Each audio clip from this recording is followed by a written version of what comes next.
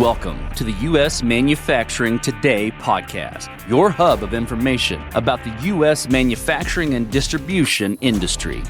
Brought to you by Variable, the on-demand labor solution revitalizing and optimizing your operation, enabling just-in-time response to demand, more efficient production, and lower cost per unit. And now your host and head of reindustrialization at Variable, Matt Harine.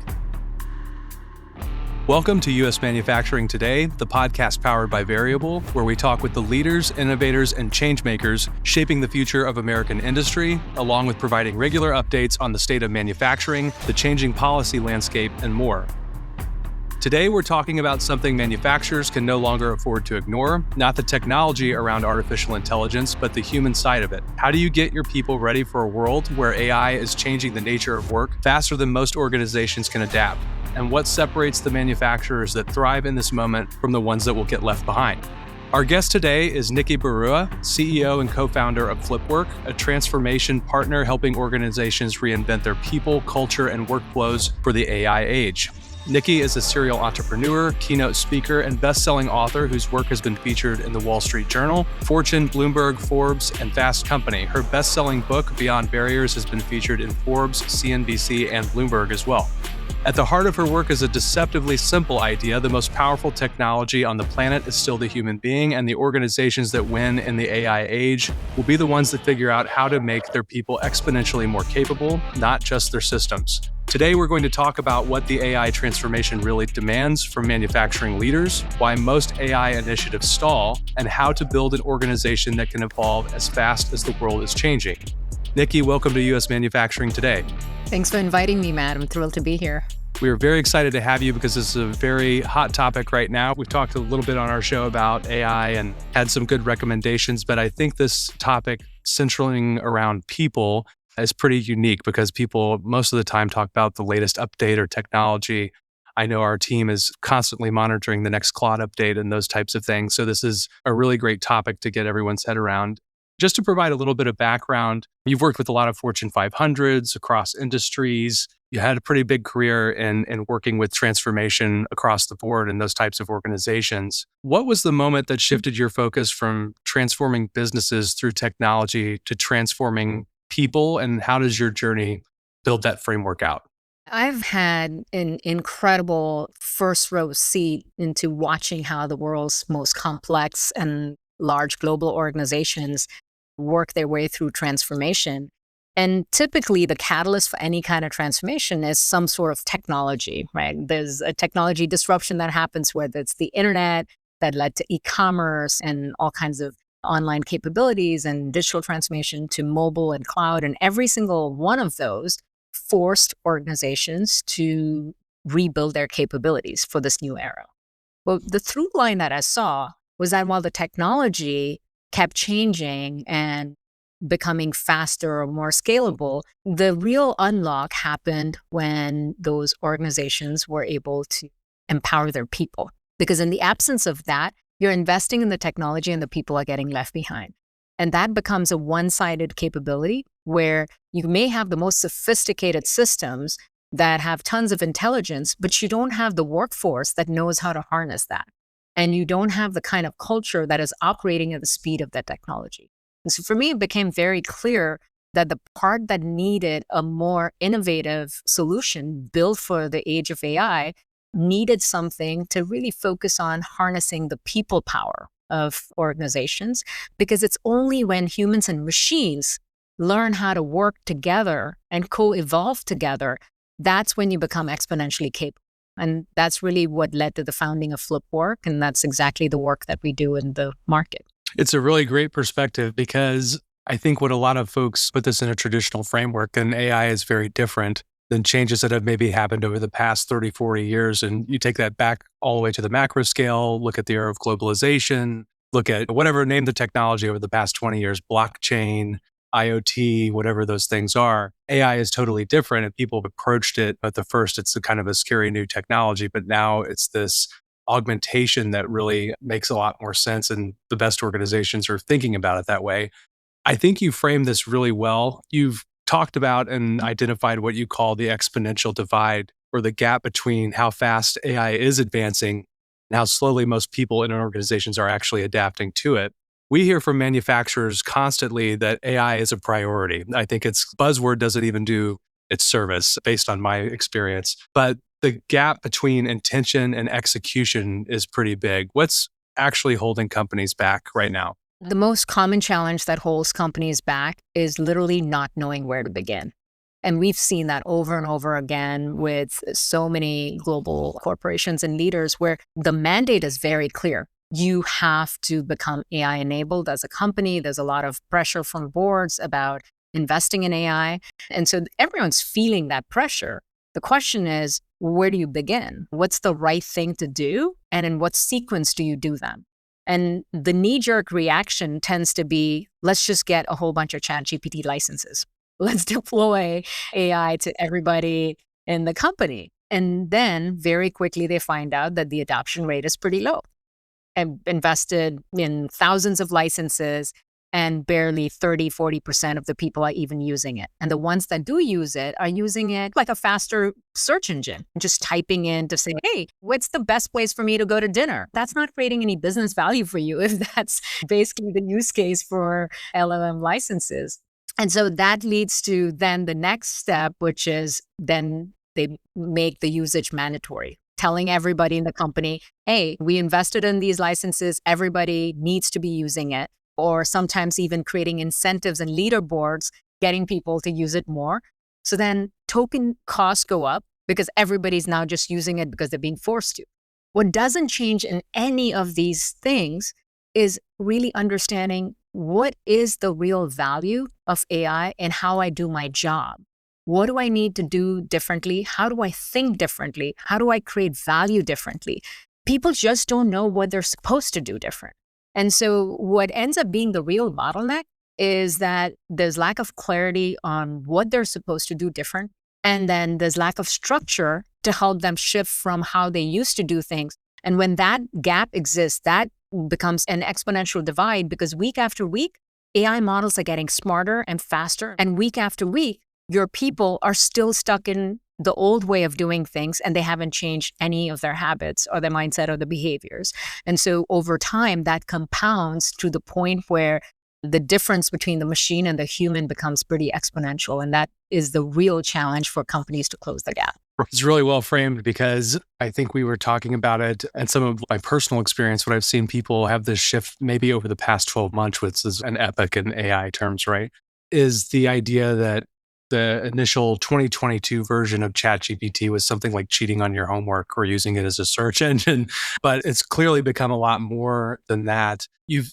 One thing that I did catch in your work, you said the industrial age mindset, which is moving tasks from inbox to outbox, which is what we typically think of work, accomplishing a set of tasks, is what AI actually breaks. How do you help manufacturing leaders understand what this actually means for their operations and how it can enhance their operations? Yeah, the real power of AI that needs to be harnessed is thinking about it as powerful learning loops between the machine and the human, right? The faster you're able to do that, where the experienced professional is giving direction to the machine to accomplish a task, but then based on how the machine produces that output, it's able to refine, apply its judgment, use the years of hard-earned wisdom in refining that output. So think of it even on a simple terms, like when we are prompting Claude and asking it to do a task and it comes back with a response, if you simply accept the response as is, you're going to get a pretty basic level output. But if you're refining that based on your experience and your wisdom and your judgment, then you're going to keep iterating on that until it becomes a far more sophisticated output. But that is the loop. That's the human machine loop of iterating over and over again until you get to something that is truly valuable. And that's the piece that is so different in how the industrial era organization was designed, like a pyramid. It was direction from the top and every layer just executed based on the direction they got and got to the next level of output. And what happens in that kind of pyramid structure is that communication flows slower. Input to output takes a long time because it's going in a very hierarchical, linear way. And when you take that structure and simply slap on the power of AI intelligence, you're adding horsepower to a machine that's totally outdated. You're taking a revolutionary tool and putting it in a completely outdated model. The opportunity that really exists for manufacturing leaders is to really think about how do you go from that kind of structure to a fast-moving org design, to thinking of a giant army, to a Navy SEAL team that has the same charter, that has the power of AI alongside it, but is moving fast, executing quicker, iterating multiple times to get to that output. When you're able to do things that way, that's where you shift into the intelligence era instead of the industrial era. That makes a lot of sense, mostly because those hierarchies are something that's very ingrained in everybody in most facets of life. Being able to discern and decide this is not something that fits squares neatly into this one position. That is a great way to frame it and think about it. Let's talk about the people squared framework. I think that's a really important part of your work. You've built this framework, human creativity plus contextual wisdom multiplied by agentic scale, if I have that defined right.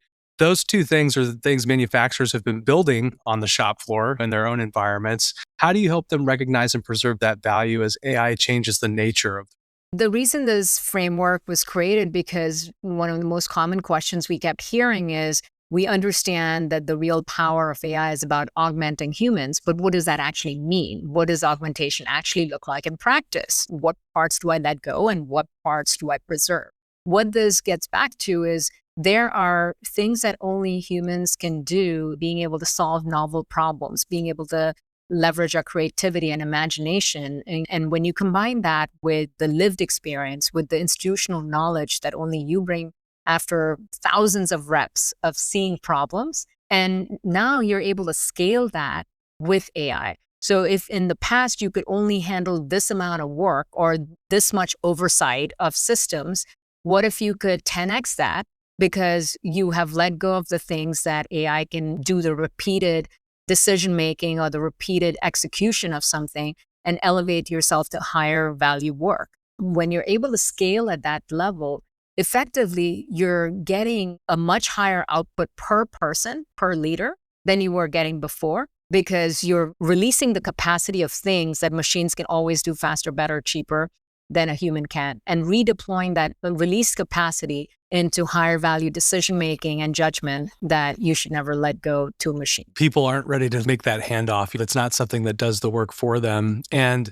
thinking about it from the enterprise perspective, agentic AI is becoming a real force in enterprise level operations, not just down to the individual, and building systems that don't just answer questions, but they do take that autonomous action. I heard you mention that a little earlier in the show. What does that mean specifically for manufacturing organizations, how that decision-making process becomes part of the loop? Yeah, it all begins with looking at workflows. For anything that we do, there's a specific workflow, whether it's on the manufacturing floor or in related decision-making cycles and management work that you have to do.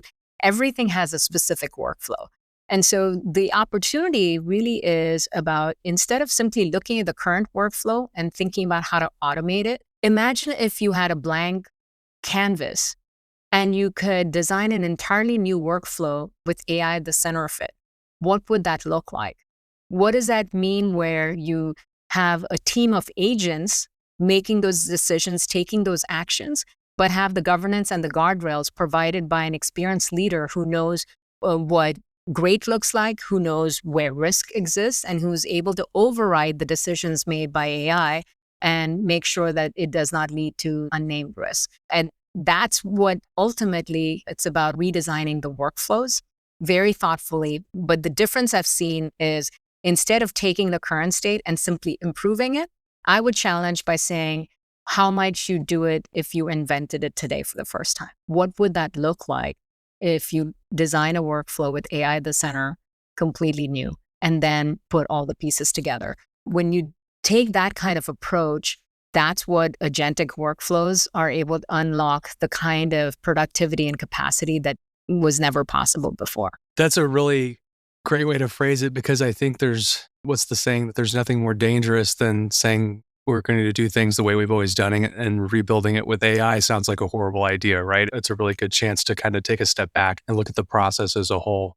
But some of the challenges that in practice really show up is that you can take an existing system or an existing workflow and make it super sophisticated. You can throw AI tools at it. You can automate decision making. You can create predictive systems. You can do all of those things.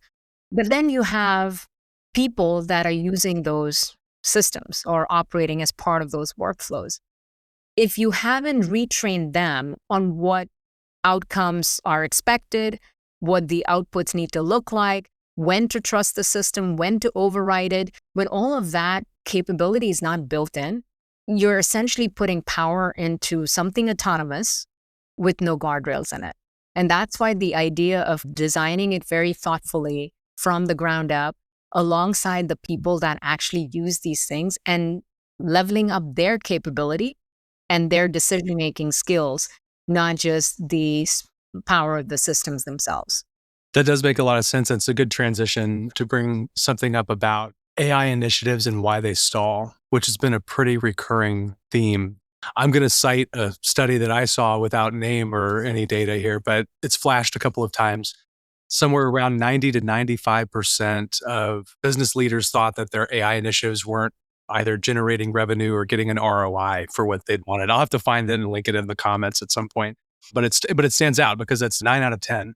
Most AI transformation efforts fail to deliver what they promised, and I think you've identified a couple of reasons why.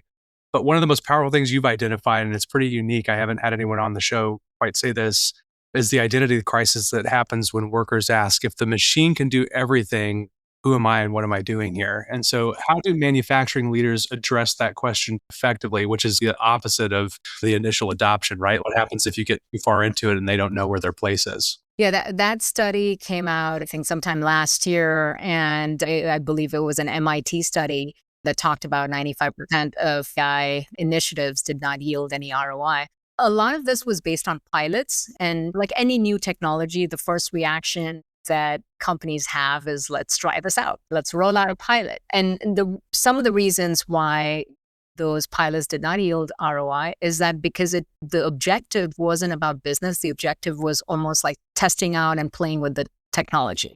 No matter what technology you're looking to adopt, the most important thing is connected to a business objective. What do you really want to achieve with that? Do you want higher profits, greater productivity, more efficiencies, more customer experience? What does that look like? What's the clear objective that you're aiming for? And then align the initiative to achieve that. We have a proprietary diagnostic called Flipwork, and it measures the agentic readiness of the workforce and the organizations. And what our data has revealed is that even though there's a lot of sort of perception around people resisting AI, they're like, oh, people are afraid of being replaced by AI, so they're resisting AI. What we found was that's not the case, actually. They're not resisting AI. They're actually excited about AI. What they're resisting is the loss of self-worth when they feel like they're unclear about their own value and their identity in relation to AI. We all grew up in an environment where in order for us to be the best at our craft, we simply had to compete against another human. You could be in a classroom, and if you wanted to be number one, you just had to beat the other students. And then you get to work, and if you want to get promoted, you just need to be better than your peer group. We were always competing with humans. And in that, our identity was very clear of what we needed to be good at. The challenge people are facing right now is that it's unclear to them when it's me against AI, where am I good? Where do I excel? And how am I supposed to do the computation as fast as AI? Or how am I supposed to analyze as fast as AI? So you start to question, where does my value actually lie? And if they're not provided that clarity by their leadership, then it leads to this subconscious sort of stalling of saying, I still want to feel valuable. I still want to feel like I matter. And that identity crisis, that is the real bottleneck that actually prevents people from becoming truly agentic. And until leaders are able to help them see the path to say, hey, AI is only going to take the parts of your job, not your entire job, but the parts of your job that frankly almost looks like grunt work. Why do you want to keep doing paperwork? Why do you want to do data entry? Why do you want to do basic analysis? Why not let the machine do it? And with your freed up capacity, we're going to elevate you to doing the things that are your zone of genius. That is your superpower, and do more of that. But that needs to be explicitly stated by leaders, because in the absence of that, people are making assumptions around the things that they don't understand how their identity shifts. That's pretty spot on for talking about these types of large scale transformations, and particularly thinking about it in the structure of the task doing that we were mentioning earlier in the show. You've talked about the shift from being excellent task doers and that kind of grunt work, which is just stated bluntly, it is, to becoming outcome orchestrators, which is maybe taking a little liberty here, people doing the best at what they do best, or the part of the job that they maybe enjoy. What does that transition demand for manufacturing managers and supervisors specifically? Because sometimes that middle layer of management or that shop floor management, empowering that can be a little bit tricky. Yeah, pure people management, the way that used to exist before, I think we're going to start to see a shift in that. I think because we should expect to have hybrid teams of humans and AI agents, as a leader, you're managing, or as a manager, you're responsible for both humans and machines together. And your job is to ensure the right outcomes, not just an output from that. So in the past, if you're used to running a plant and managing P&L or leading a team through crisis, you're used to making those decisions by yourself. But if you ask someone, how are you making those decisions with AI as your partner in that process? A lot of them haven't made that shift. They don't know what that looks like. If you ask, how are you managing your team differently from just having a team of humans to having a team of humans plus agents? Those all require us to do two things. Number one, unlearn the old way. Because as long as you don't shed the old way of doing things and thinking about things, you're not going to learn the new. But then the second challenge then becomes of like, how do you create an entirely new structure and a playbook that elevates your capability as well, and that you're not a bottleneck in that process where you simply don't know how to do things differently, so you don't do it at all. Yeah, that's a totally different mindset, right? The idea of having that kind of a hybrid team is a lot to think about for folks who are just getting introduced to the concept of having AI in their everyday life and on the shop floor. One thing to keep in mind, though, in that is that in many ways, just think of managing your team of AI agents no differently than managing a team of people. You still need the same kind of like job description. What do you want this agent to do? You still need to have performance expectations and benchmarks. When is it meeting expectations? When is it failing expectations? You still have to give it feedback so it keeps getting better. And you still have to define where the guardrails and override capabilities are. So it's no different from managing a team of humans.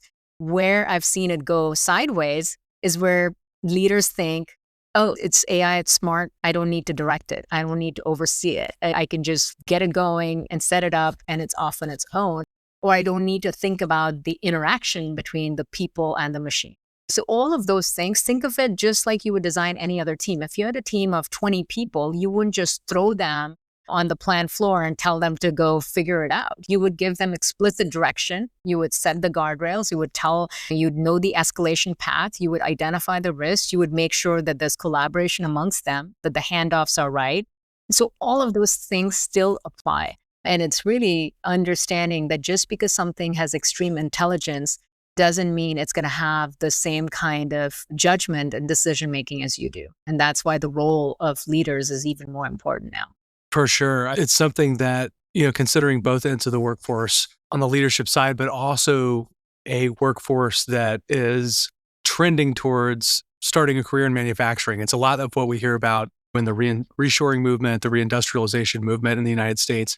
Manufacturing is getting a good look as a career path for the first time in a long time. A lot of people have been doing it, but explicitly manufacturing for the purposes and the pursuits of reindustrialization is something we talk about a lot on the show. For a young person considering a career in manufacturing, what skills should they be developing to be irreplaceable in the AI age? It's all the human skills that cannot be automated, simply put. But here's the exciting part for anyone considering a career in manufacturing. When you look back to previous generations, kids were raised to pursue those white-collar jobs and professions where it was like, be a doctor and an engineer or a lawyer. Those are the very professions that are most at risk because AI can do all of those things. And yet, I think it was a Deloitte report that said 80% of manufacturing tasks are still going to be human-led. So there's tremendous value in what is not only a growth industry, because the future is going to require a ton of manufacturing, but it's also going to be something that positions you to bring unique value and not just get automated away. So it's an exciting field to be in, but the part that will make you truly irreplaceable is honing those skills that are innately human. So whether it's relationship skills, whether it's creativity, it's being able to address a customer's problems or resolve conflict, inspire people and lead teams. All of those kind of skills are the things that are never going to go away. And so doubling down on that and building that, what I think of as an E-shaped builder, right? I think that's the key, is you cannot be so narrow in your skill set right now that you just have depth in one area. You need to bring the experience, that you want to keep building the experience. You want to develop expertise in a specific area, and you want to keep exploring with a curious mind at other areas that are emerging, so you never get stuck and complacent in just one line of work. As long as you're operating against all of those areas, you're going to have a high surface area for continuous growth and innovation. That's the only path to having great careers in this age. Timeless advice, but very, very prescient for what's going on with AI, but it's just fundamental sometimes, right? People tend to overlook that and not value it as much as they should. Let's talk a little bit about Flipwork and what you're doing there. You offer a 90-day transformation model in the age of AI and the speed of AI, right? Why 90 days, and what makes that timeline realistic for organizations that have been operating the same way for decades? Look, as someone who spent a career in transformation, I was used to multi-year transformation programs. They would have a start date and an end date that would take months or years to achieve an outcome. But if you apply that same model in today's day and age, by the time you finish the transformation program, that world has changed 10 times in the midst of it. So you just can't afford that kind of slow timeline. I think companies have to go from looking at things with this 1 to 3 year mindset to really looking at, how do you unlock agility? Because being able to adapt to change is literally the greatest superpower you can have right now. And that means your entire organization, your workforce, needs to become continuous learners. And so the approach that we take is, one, we use the diagnostic to measure every single individual's AI readiness and exactly where they are and where they need to be. So that gives a very clear picture of, what does that look like for you as a whole company? Where are you in the spectrum? And then from there, they go into 90-day sprints, where in 90 days, they're not only mastering their AI skills and their competency, but they're actually building real workflows. They're building real agentic systems. So this is not learning in theory, this is learning by doing. It's the kind of thing that you really get a deep feel for the power of AI augmentation only when you learn how to become bionic yourself. When you have that human-machine collaboration, that's when something magical unlocks and people get it. And they're like, oh, now I finally get the power of what is possible. And at the end of that sprint, they have a capstone project where they've actually rebuilt real systems and real workflows. And only when they meet that criteria do we certify them as agentic leaders. So that whole process, it does a few things. It helps people understand very quickly what is possible. It helps them believe that they can change, that it's not this change happening, but they are able to change. And thirdly, it shows verifiable proof that they have made that change. And so when that kind of shift happens, and you do that at an organizational level, it reinforces this mindset of continuous learning and continuous growth. And that's what makes them bulletproof navigating through this much uncertainty and change. It sounds like a great process. I think a couple of things you said there was, not only do they believe it, but they have the verifiable proof, right? And that's, I think, what most people are searching for in this age. If our listeners wanted to find out more about your work or how they could potentially do an assessment, where could they go? Yeah, they should go to flipwork.ai, take the assessment. It's free. It gives you a personalized report that will help you understand exactly where you are and what you need to do next. Excellent. Nikki, thank you very much for joining us today. It's been a really insightful conversation, and I know a lot of manufacturing leaders are looking for more clarity in the age of AI and getting real results, which is what manufacturing is all about. So thank you so much for joining us. Thanks for having me, Matt. Manufacturing has always been about turning raw materials into finished goods, transforming inputs into outputs through skill, process, and technology. What the AI age demands is a different kind of transformation, and the manufacturers who figure out that equation will define the next decade. Nikki and the team at Flipwork are on the front lines of that work, helping organizations close the exponential divide and build the human capability that no AI can replicate and no competitor can easily copy. To stay ahead of the curve and to help plan your strategy, please check out our website at variableops.com and under the resources section titled Trump 2.0, where you can see the framework around upcoming policies from the administration and how they will impact you as a manufacturer. If you're on socials, give us a follow on LinkedIn, X, Truth, or Instagram. And if you're enjoying the podcast, please feel free to follow the show on Apple, Spotify, or YouTube and leave us a rating. And don't forget to subscribe. Thank you again for joining us and learning more about how you can make your way.